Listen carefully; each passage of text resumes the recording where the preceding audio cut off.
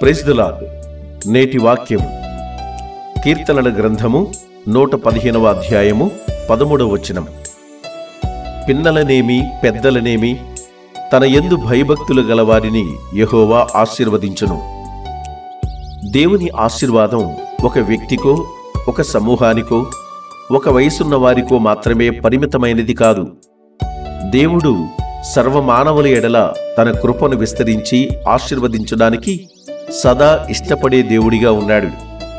తన యందు భయభక్తులు కలిగిన పిల్లలను, పెద్దలను అందరినీ ఆశీర్వదించాలని దేవుడు నిరంతరం తపన కలిగి ఉంటాడు.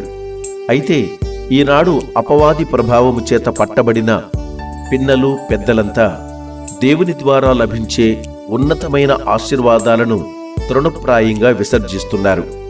దాని ద్వారా తాము ఏ నష్టాన్ని పొందుకోబోతున్నారో గ్రహించలేకపోతున్నారు.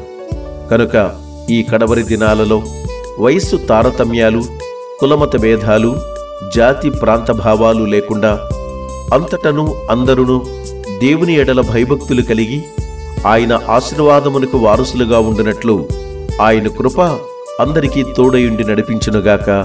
ఆమెన్.